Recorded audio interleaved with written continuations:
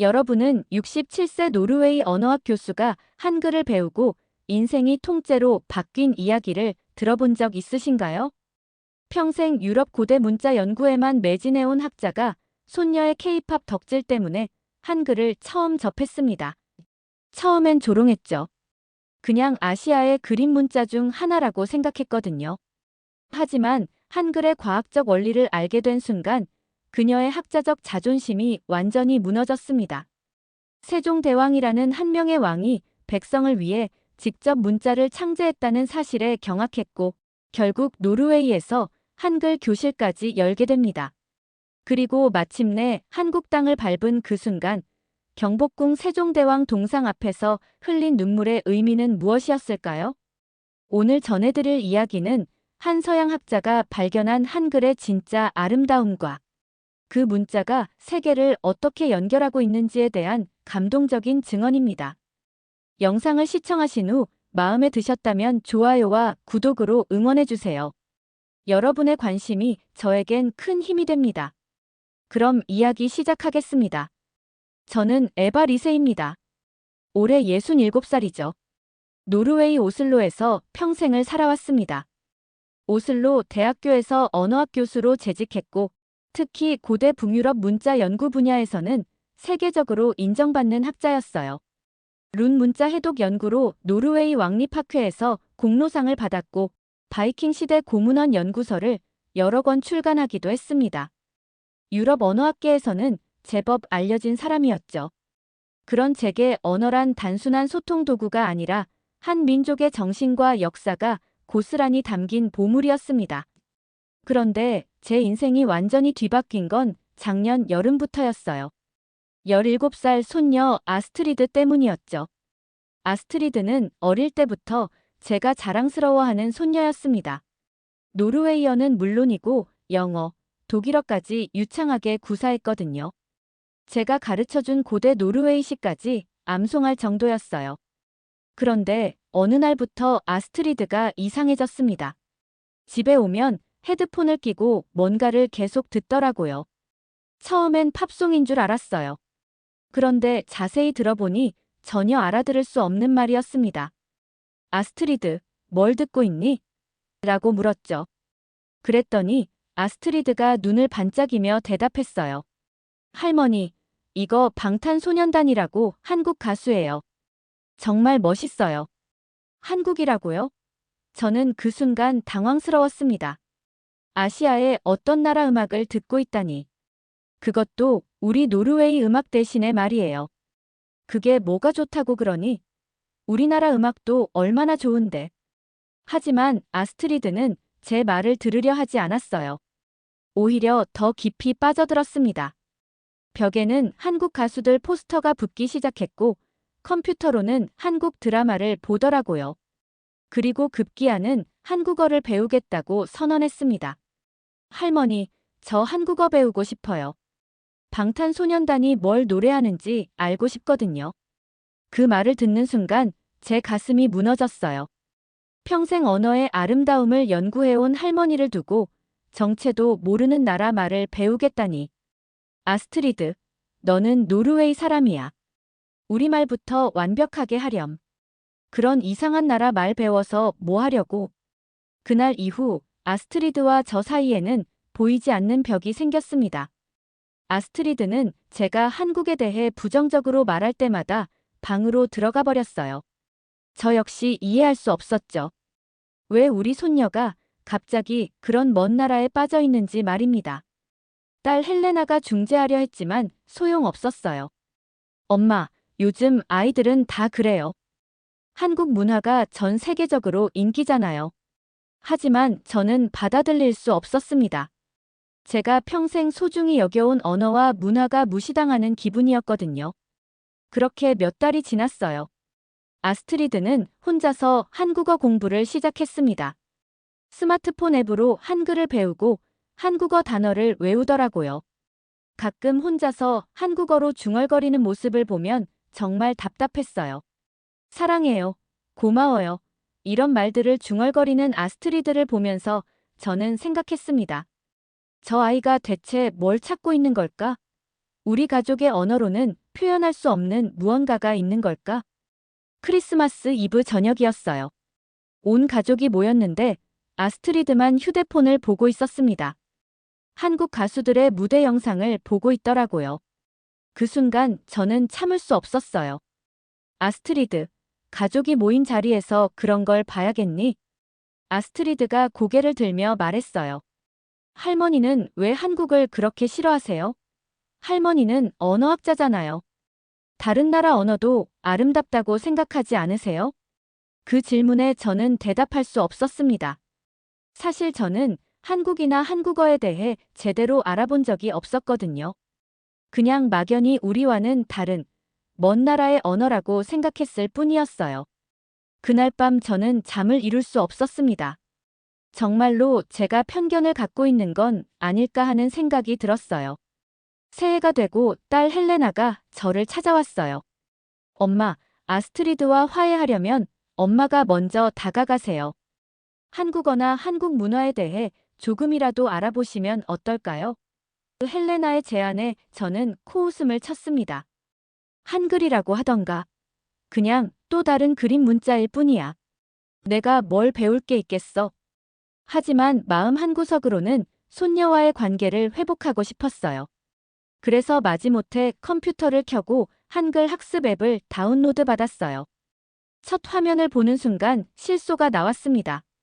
이게 뭐지? 동그라미의 막대기. 한글이라는 게 정말 이상하게 생겼더라고요. 네모 상자 안에 동그라미랑 선들이 조합되어 있었어요. 알파벳처럼 일렬로 늘어선 것도 아니고 중국 한자처럼 복잡한 그림도 아니었습니다.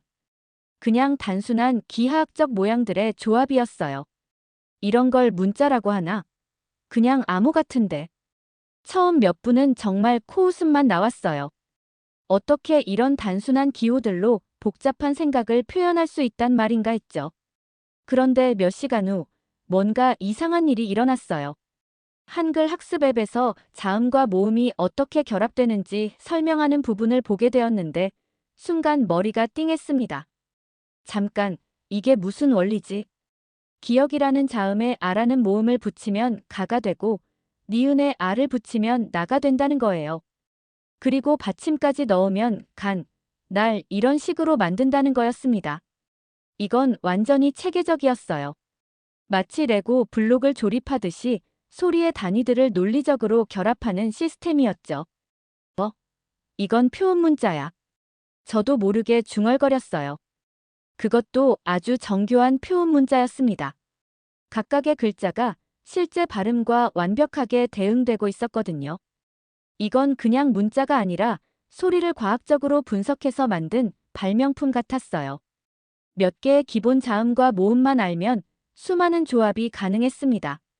마치 주기율표처럼 체계적이었어요. 원소들을 조합해서 다양한 화합물을 만드는 것처럼 한글도 기본 요소들의 조합으로 무한한 표현이 가능했죠. 이건 정말 놀라운데? 언어학자로서 저는 점점 흥미가 생겼어요.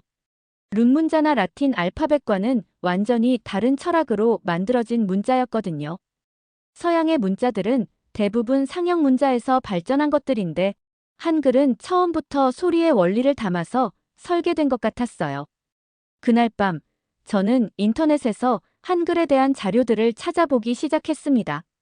그리고 놀라운 사실을 알게 되었어요. 한글을 만든 건 세종대왕이라는 한 명의 임금이었다는 거였습니다. 그것도 15세기의 말이에요. 15세기에 이런 과학적인 문자를 만들었다고? 저는 믿을 수 없었어요. 그 시대 유럽은 아직 인쇄술도 제대로 보급되지 않았던 때였거든요. 대부분의 사람들이 문맹이었고 글을 쓸 줄 아는 건 귀족과 성직자들 뿐이었죠. 그런데 한국에서는 500년도 더 전에 왕이 직접 나서서 누구나 쉽게 배울 수 있는 문자를 만들었다는 거예요. 그것도 백성들을 위해서 말입니다.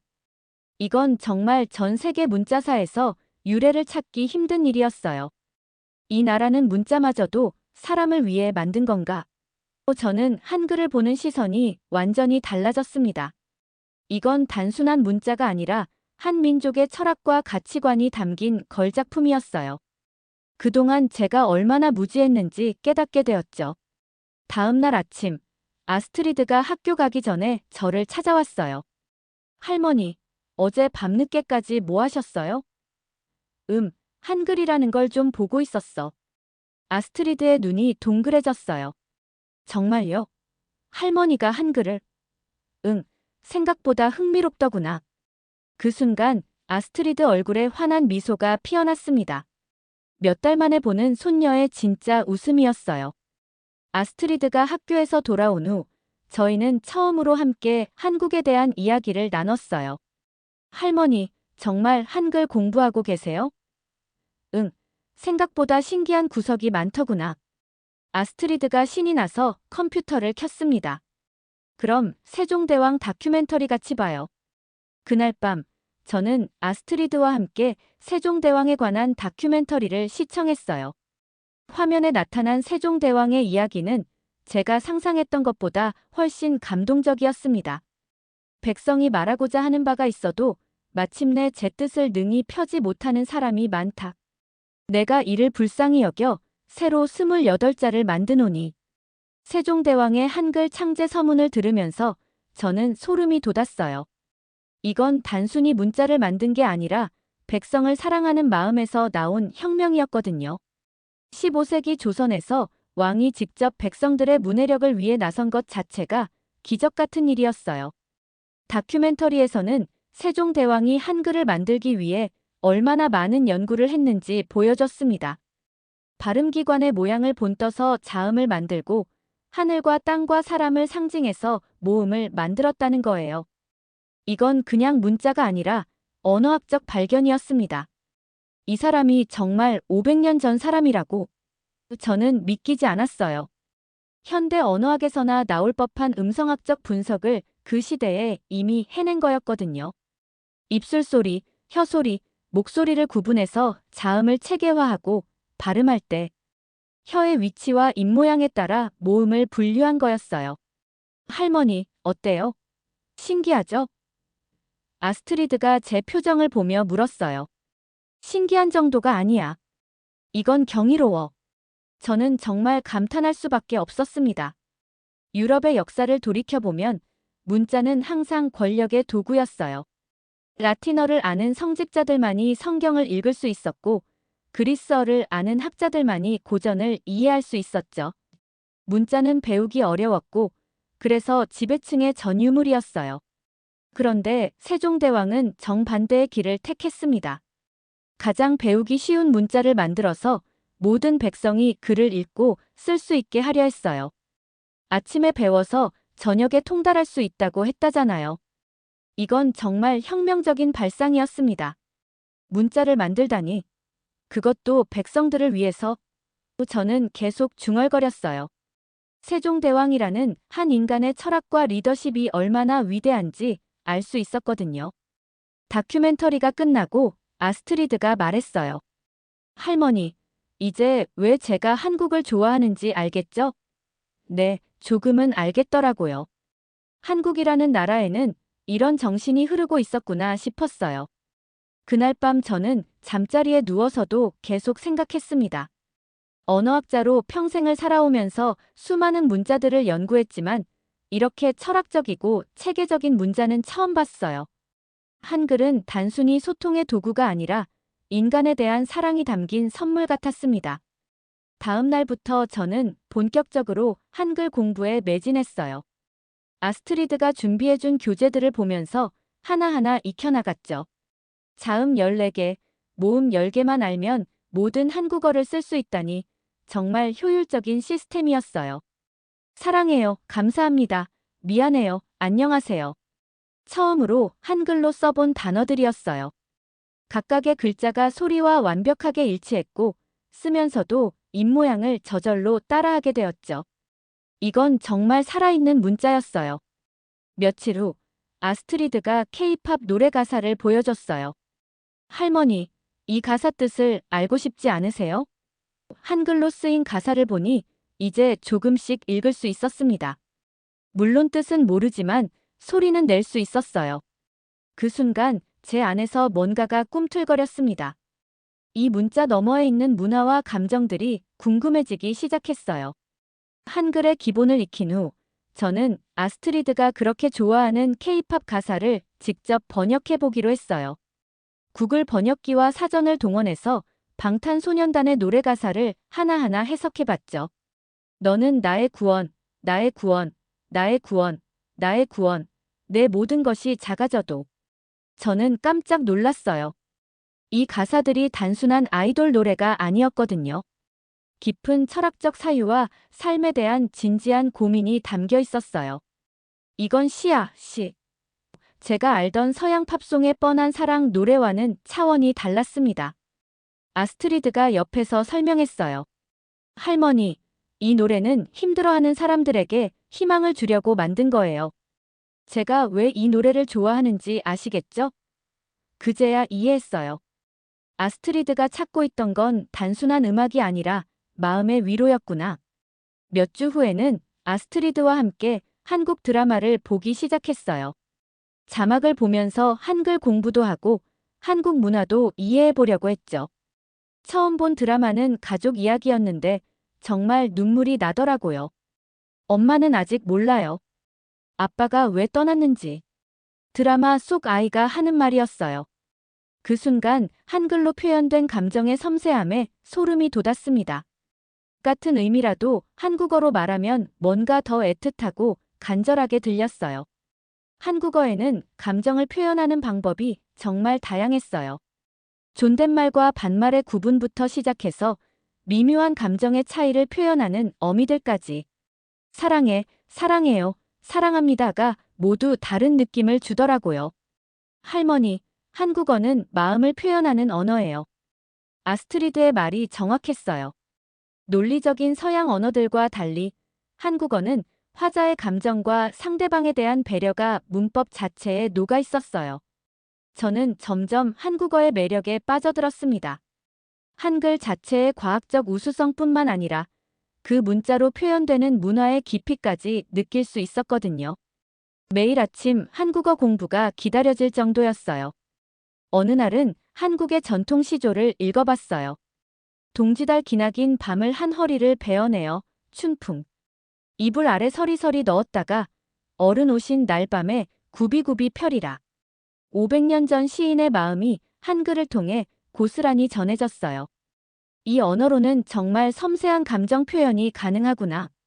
저는 감탄했어요. 시간의 흐름, 계절의 변화, 그리움의 깊이까지 모든 것이 한글 안에서 살아 숨쉬고 있었죠. 한국 요리 프로그램도 봤어요. 맛있다라는 단순한 표현 하나도 맛나다, 고소하다, 달콤하다, 새콤하다, 구수하다 등등 정말 다양한 방식으로 표현하더라고요. 맛조차도 이렇게 섬세하게 구분해서 표현하는 언어는 처음 봤어요. 아스트리드와 함께 한국어로 일기를 써보기도 했어요. 오늘은 할머니와 함께 한국 드라마를 봤습니다. 정말 재미있었어요. 서툰 문장이었지만 한글로 제 마음을 표현한다는 게 신기했어요. 그러던 어느 날 아스트리드가 흥미로운 제안을 했어요. 할머니, 우리 동네에 한국어 배우고 싶어 하는 사람들이 많아요. 할머니가 가르쳐 주시면 어떨까요? 저는 깜짝 놀랐어요. 내가 한국어를 가르친다고? 할머니는 언어학 교수셨잖아요. 한글의 과학적 원리를 제일 잘 설명하실 수 있을 거예요. 그 말을 듣고 보니 정말 그럴듯했어요. 제가 지금까지 배운 한글의 체계성과 아름다움을 다른 사람들에게도 알려주고 싶었거든요. 한국어는 단순히 외국어가 아니라 새로운 세계로 들어가는 문이었으니까요. 좋아, 해보자. 저는 결심했어요. 평생 고대 문자만 연구해온 제가 살아있는 현대 언어를 가르치게 될 줄은 꿈에도 몰랐지만 그것도 나름 의미 있는 일이라는 생각이 들었어요. 세종대왕이 백성을 위해 한글을 만든 것처럼 저도 한글을 배우고 싶어하는 사람들을 위해 뭔가를 해보고 싶었거든요. 드디어 오슬로 시내 커뮤니티 센터에서 한글 교실을 열게 되었어요. 첫 수업날, 저는 정말 떨렸습니다. 평생 대학에서 고대 문자만 가르쳐온 제가 일반인들에게 한글을 가르친다니. 과연 잘할 수 있을까 싶었거든요. 수강생들은 정말 다양했어요. 아스트리드 또래의 K-팝 팬부터 시작해서 한국 드라마를 좋아하는 중년 여성들, 그리고 한국 문화에 관심 있는 대학생들까지 총 15명이 모였죠. 안녕하세요, 여러분. 첫 인사를 한국어로 했어요. 수강생들이 신기해하며 따라했습니다. 안녕하세요. 어색하지만 정말 귀여웠어요.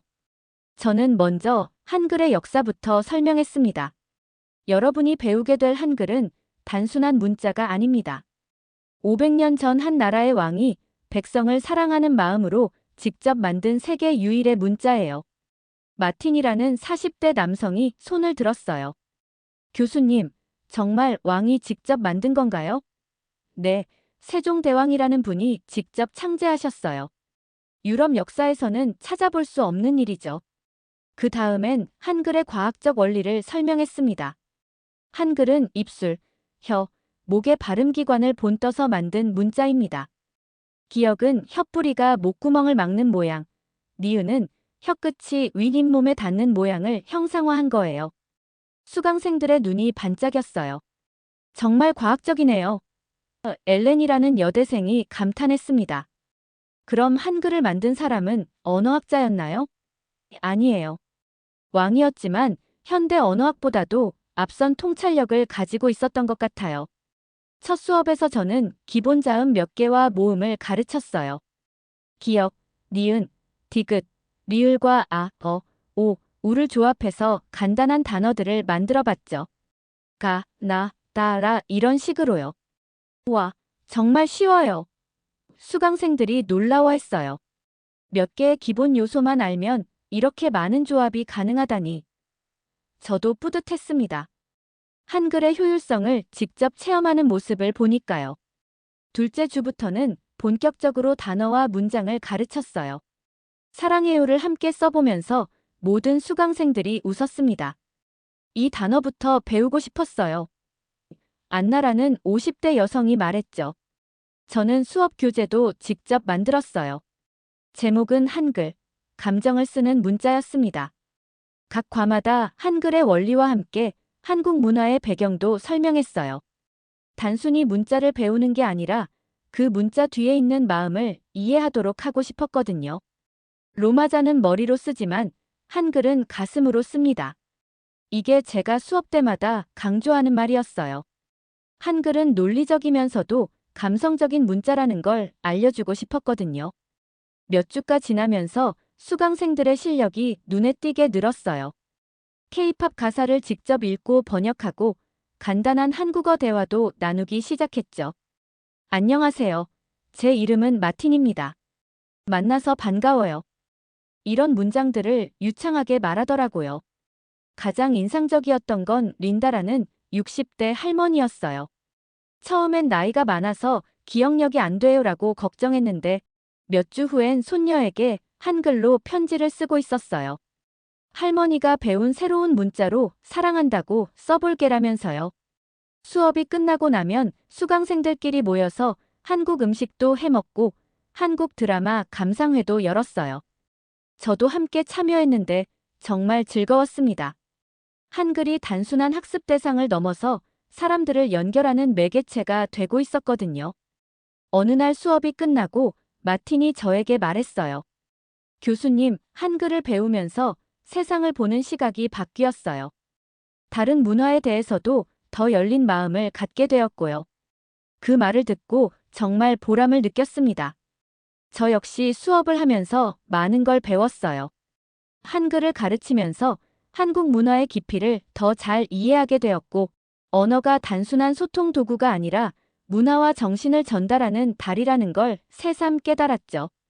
6개월 후, 오슬로 한글 교실은 지역 신문에도 소개되었어요. 67세 언어학 교수가 여는 한글 교실, 노르웨이의 한류바람을 일으키다라는 제목이었죠. 기사를 보면서 정말 뿌듯했어요. 제가 한국어를 배우면서 얻은 감동을 다른 사람들과 나눌 수 있게 되었으니까요. 한글 교실을 운영한 지 8개월이 지났을 때 뜻밖의 기회가 찾아왔어요.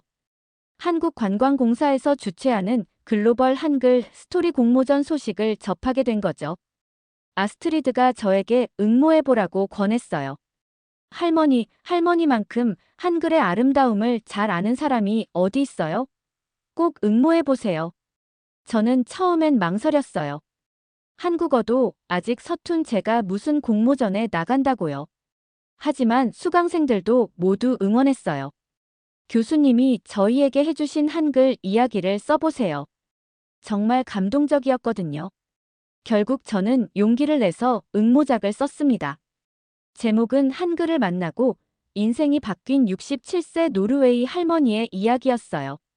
처음에 손녀 때문에 한글을 배우게 된 계기부터 시작해서 세종대왕의 철학에 감동받은 이야기, 그리고 오슬로에서 한글 교실을 열게 된 과정까지 솔직하게 썼죠. 특히 강조한 부분은 한글의 과학성과 포용성이었어요. 한글은 세계에서 가장 논리적이면서도 가장 따뜻한 문자입니다. 배우기 쉬우면서도 깊은 감정을 담을 수 있는 놀라운 발명품이죠. 응모한 지 2달 후 믿을 수 없는 소식이 들려왔어요. 제가 대상을 받게 되었다는 거예요.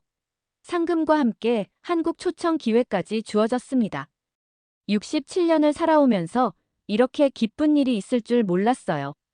아스트리드는 저보다 더 신이 나 있었어요. 할머니, 진짜 한국에 가시는 거예요? 대박. 수강생들도 모두 축하해줬습니다. 교수님 덕분에 저희도 한국에 대해 많이 알게 됐어요. 드디어 한국행 비행기를 타는 날이 왔어요. 인천공항에 내렸을 때의 그 감정은 평생 잊을 수 없을 것 같아요. 제가 1년 반 동안 공부해온 언어의 나라에 드디어 발을 디딘 거니까요. 공항에서부터 한글이 눈에 들어왔어요. 환영합니다. 출입구, 화장실 이런 표지판들을 보면서 아, 내가 읽을 수 있구나 하는 뿌듯함이 올라왔죠. 첫날 숙소에 도착해서 창밖을 내다봤어요. 서울의 야경이 한눈에 들어왔는데 네온 사인에 쓰인 한글들이 마치 보석처럼 반짝이더라고요. 한국에 왔구나, 정말로. 혼자 중얼거리면서 눈물이 날 뻔했어요. 둘째 날, 드디어 경복궁을 방문했습니다. 세종대왕 동상 앞에 섰을 때는 정말 가슴이 벅찼어요. 1년 전만 해도 이름조차 몰랐던 이 위대한 왕 앞에 제가 서 있다니. 세종대왕님, 당신이 만든 문자 때문에 저의 인생이 이렇게 바뀌었습니다. 마음속으로 인사를 드렸어요. 그리고 한글로 천천히 말해봤습니다. 감사합니다. 동상 앞에서 기념사진을 찍는데 눈물이 나더라고요. 정말 꿈 같은 순간이었어요. 67세에 새로운 언어를 배우고 그 언어의 고향까지 오게 되다니. 관광 가이드분이 저에게 말했어요. 할머님, 한국어 정말 잘하시네요. 어디서 배우셨어요? 노르웨이에서 혼자 공부했어요. 정말요? 발음이 너무 좋으시네요. 그 칭찬을 들으면서 정말 기뻤어요. 그동안의 노력이 헛되지 않았구나 싶었거든요. 한국 사람이 제 한국어를 알아듣는다니 이보다 더 큰 보람이 어디 있겠어요. 경복궁을 나오면서 한 할머니가 저에게 말을 걸었어요. 할머니, 외국분이신가요? 한국어 참 잘하시네요. 네, 노르웨이에서 왔어요. 한글이 너무 아름다워서 배우게 되었어요. 그 할머니가 환하게 웃으시며 말했어요. 한글이 어렵진 않죠? 저는 대답했습니다. 어려운 건 글자가 아니라 마음을 여는 일이었어요. 그 할머니가 제 손을 꼭 잡으시더라고요. 고마워요. 우리 글자를 사랑해 주셔서. 그 순간 저는 정말 울컥했어요. 한글을 통해 이런 따뜻한 마음까지 나눌 수 있다니. 언어가 정말 사람과 사람을 연결하는 다리구나 싶었어요. 그날 밤 호텔에서 아스트리드에게 영상통화를 걸었어요. 할머니, 어때요? 한국이 정말 꿈 같아. 여기 사람들이 모두 친절하고 한글이 살아 숨쉬는 걸 직접 느낄 수 있어. 아스트리드가 말했어요. 할머니가 한국을 좋아하게 되어서 정말 기뻐요.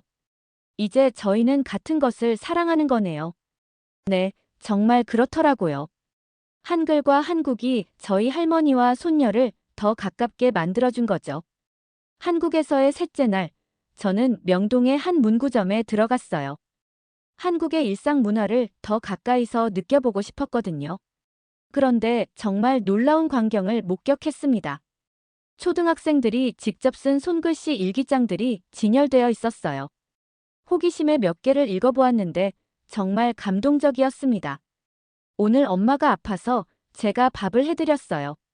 맛없다고 했지만 고맙다고 했어요. 내일은 더 맛있게 해드릴 거예요.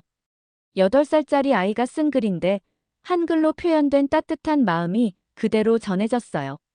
문자 하나하나에서 아이의 순수함과 가족에 대한 사랑이 느껴졌죠. 이 나라 아이들은 이렇게 어려서부터 마음을 글로 표현하는구나. 문구점 사장님이 제게 말을 걸었어요. 외국분이신가요? 아이들 글씨 보고 계시네요. 네, 정말 아름답네요. 한글로 쓰니까 더 따뜻하게 느껴져요. 맞아요. 한글은 마음을 담는 그릇 같아요. 그분의 말이 정말 인상적이었어요. 한글이 단순한 문자가 아니라 마음을 담는 그릇이라니. 저는 그제야 한국 사람들이 한글을 대하는 마음을 이해할 수 있었어요. 넷째 날에는 K-팝 팬 사인회에 가봤어요. 아스트리드를 위해서 말이에요. 그런데 정말 놀라운 건 그곳에 모인 외국인 팬들이었습니다. 미국, 브라질, 프랑스, 인도네시아에서 온 청소년들이 한국어로 유창하게 대화하고 있었어요. 안녕하세요. 저는 브라질에서 왔어요. 한국어 배운 지 2년 됐어요. 15살 소녀가 완벽한 한국어로 말하더라고요. 와, 정말 잘하네요. 어떻게 배웠어요? 유튜브랑 드라마로 배웠어요. 한국어가 너무 예뻐서요. 그 순간 저는 깨달았어요. 이 아이들에게 한국어는 단순한 외국어가 아니었구나. 자신들이 좋아하는 문화와 직접 소통할 수 있는 달이었던 거죠. 마치 제가 룬 문자를 통해 바이킹 문화를 이해했던 것처럼요. 인도네시아에서 온 17살 소년이 저에게 말했어요. 할머니, 한국어 배우세요? 네, 노르웨이에서 배우고 있어요. 대박. 할머니도 K-팝 좋아하세요? 손녀 덕분에 알게 되었어요. 그 소년이 환하게 웃으며 말했어요. 한국어 배우면 세상이 달라져요. 더 많은 사람들과 친구가 될 수 있거든요. 정말 맞는 말이었어요. 한국어가 이 아이들에게는 세계와 소통하는 공통 언어가 되어 있었던 거죠. 사인회가 끝나고 나서 여러 나라 팬들과 이야기를 나눴어요. 놀라운 건 이들이 모두 세계국어 이상을 구사한다는 점이었어요. 자국어, 영어, 그리고 한국어를 자기 언어처럼 자연스럽게 쓰더라고요. 한국어를 배우면서 다른 언어도 더 잘하게 되었어요. 프랑스에서 온 소녀가 말했어요. 한글의 논리적인 구조 때문인 것 같아요. 언어를 배우는 방법을 깨우친 느낌이에요. 그 말을 듣고 정말 신기했어요. 한글을 배우는 게 다른 언어 학습에도 도움이 된다니. 세종대왕이 만든 과학적 문자 체계가 500년 후 전 세계 젊은이들의 언어 능력 향상에까지 기여하고 있는 거였어요.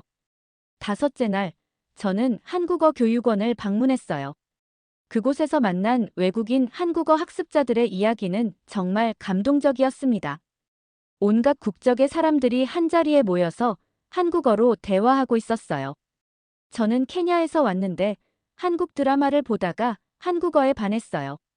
저는 독일 사람인데 한국 회사에 취직하려고 배우고 있어요. 저는 그냥 한글이 예뻐서 배우기 시작했어요. 각각 다른 이유로 한국어를 배우기 시작했지만 모두가 한글의 매력에 푹 빠져 있었어요. 그리고 놀라운 건 이들이 한국어를 통해 서로 친구가 되었다는 점이었죠. 한국어가 저희를 연결해줬어요. 나이지리아에서 온 학생이 말했어요. 이제 저희는 한국어로 꿈을 나누고 고민을 상담해요. 한국어가 저희의 공통어가 되었거든요. 그때 깨달았어요. 이 작은 나라 한국이 세계를 흔드는 이유를 말이에요. 한국은 자신들의 문화를 강요하지 않았어요. 그냥 진정성 있는 콘텐츠를 만들고 그것을 세계와 나눴을 뿐이에요. 그런데 그 진정성이 전 세계 사람들의 마음을 움직인 거였죠. 그들은 문화를 넘어선 거야. 저는 혼자 중얼거렸어요. 언어는 단지 수단일 뿐이었어. 그 중심에는 사람이 있었지. 한국어가 세계를 연결하는 공감의 언어가 된 이유를 알 것 같았어요. 마지막 날 저녁, 한강에서 산책을 했어요. 한글로 쓰인 간판들이 강물에 반사되어 반짝이는 모습을 보면서 생각했어요. 이 아름다운 문자가 전 세계로 퍼져나가서 수많은 사람들의 마음을 연결하고 있구나. 세종대왕의 꿈이 500년 후에 이렇게 실현되고 있구나. 한국에서 일주일을 보내고 오슬로로 돌아왔어요. 공항에 마중 나온 아스트리드가 달려와서 저를 안았습니다. 할머니, 어떠셨어요? 정말 꿈 같았어. 한국은 정말 아름다운 나라더구나.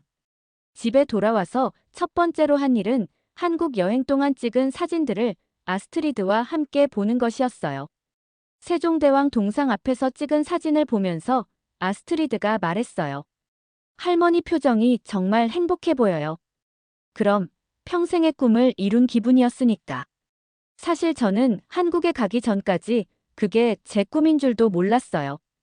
하지만 세종대왕을 만나고 한글이 살아 숨쉬는 현장을 직접 보고 나니 그게 제가 평생 찾던 것이었다는 걸 알 수 있었죠. 한국에서 돌아온 지 한 달 후, 저는 새로운 계획을 세웠어요. 오슬로 한글 교실을 더 확대하고 이번에는 한글 편지 쓰기 수업을 추가하기로 한 거죠. 왜 편지 쓰기예요? 수강생들이 물었어요. 한글의 진짜 아름다움은 마음을 전할 때 드러나거든요. 편지보다 더 좋은 방법이 어디 있겠어요? 첫 번째 한글 편지 쓰기 수업에는 기존 수강생들뿐만 아니라 새로운 사람들도 많이 왔어요. 총 25명이 참여했죠. 연령대도 10대부터 70대까지 정말 다양했습니다. 오늘은 여러분이 가장 사랑하는 사람에게 한글로 편지를 써보세요. 저는 수강생들에게 말했어요. 완벽한 문법은 중요하지 않아요. 마음이 전해지는 게 가장 중요해요. 린다 할머니는 한국에서 입양된 손녀에게 편지를 쓰기 시작했어요. 사랑하는 소피아에게. 할머니가 당신의 고향 글자를 배웠어요. 한 글자 한 글자 정성스럽게 써 내려가는 모습이 정말 감동적이었어요. 마티는 한국 펜팔 친구에게 편지를 썼습니다. 안녕하세요, 김민수 씨. 저는 노르웨이에서 한글을 배우고 있는 마틴입니다. 당신의 언어가 정말 아름다워요. 언젠가 한국에 가서 직접 만나고 싶습니다. 아스트리드는 자신이 좋아하는 케이팝 가수에게 편지를 쓰고 있었어요. 오빠들 덕분에 할머니와 더 가까워졌어요. 음악으로 세계를 하나로 만들어주셔서 감사해요. 손녀의 편지를 보면서 정말 뿌듯했습니다. 저는 그날 특별한 편지를 쓰기로 했어요. 한국에서 만났던 그 할머니에게 보내는 편지였죠. 사랑하는 한국의 할머니께. 경복궁에서 만나 뵈었던 노르웨이 할머니입니다. 그때 해주신 따뜻한 말씀 덕분에 한국이 더욱 특별한 나라가 되었어요. 편지를 쓰면서 저는 지난 2년간의 여정을 되돌아봤어요. 그 문자를 배우고 내 인생이 바뀌었습니다. 어떠셨나요? 오늘의 사연은 여기까지입니다. 구독과 좋아요는 영상 제작에 아주 큰 힘이 됩니다. 지금까지 우감사의 사라였습니다. 오늘도 우리 구독자님들의 가정에 따뜻한 행복이 가득하시길 진심으로 바라겠습니다. 긴 영상 끝까지 시청해주셔서 정말 감사합니다. 내일 더 좋은 이야기로 찾아뵙겠습니다. 감사합니다.